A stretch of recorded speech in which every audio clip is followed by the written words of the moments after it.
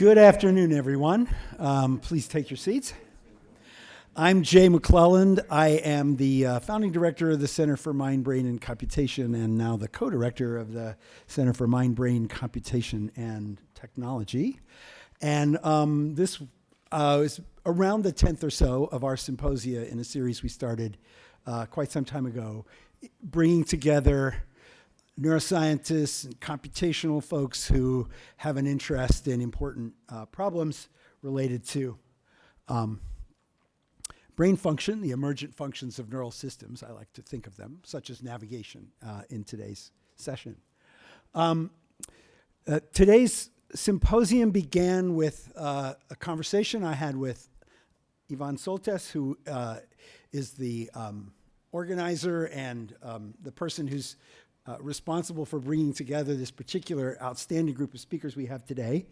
Ivan and I share a deep interest in the kinds of computations that are performed by the hippocampus, and our conversations about this turned out to be a starting place for us to begin to get to know each other as scientists, which is one of the great things about my role in this. I get to learn about how many different people at different levels of analysis think about interesting computational and biological problems. So I'm not going to say anything more except to say that I'm really excited to have the opportunity to hear all of the speakers today and to give them the maximum possible time.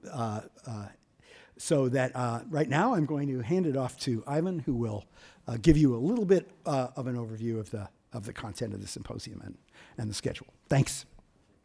Thanks everybody for coming. This is going to be fun. As Jay said, this symposium really started with me having actually 2 days off after submitting a grant, and I was wondering what to do with myself, which doesn't happen often, and then I decided to just read a paper just for fun. And I read one of Jay's recent papers, and then I realized that there is a whole history of this, and I, of course, was aware of it, but I went back to his papers, and then I called him up, and as he mentioned, we started to chat. I'm more involved in really manipulating single cells and synapses, and he thinks broadly and at a higher level, and I was just so amazed that, now maybe is the time when we can really bridge these, right? Theory and computational ideas with single cells and synapses. So that's where it all started. And we came up with a series of speakers, and lo and behold, all four of them said yes. So we are extremely grateful to all of you. Thank you for accepting our invitation. I just want to say that, I don't know whether any of you saw the title, but essentially we are going to really navigate and talk about time and space. And of course, this symposium is in many ways focused on the students. So I will call upon the students and postdocs to ask the first first couple of questions, hopefully. And I hear that your advisors will deduct your pay if you don't do that. So just a little motivation. So, but I'm sure there'll be many questions. And I just want to say, in the spirit of February 22nd Google Doodle, which you might have seen, was Steve Irwin's birthday. He's the crocodile guy from Australia, and he said that the whole point of, or the essence of education is being really excited about something. So I'm very excited about this. This is a graduate training program, and I think you will be too. If you don't know anything about the hippocampus, you will go away, or the entorhinal cortex. I'm sure you'll go away and throw away the rest of the brain and want to work on this. That's the idea.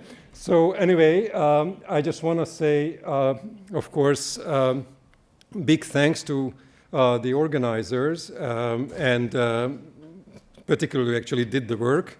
Not me and Jay, but those who did the work. That's number one is Elise, who is I don't know where she is. Where is she?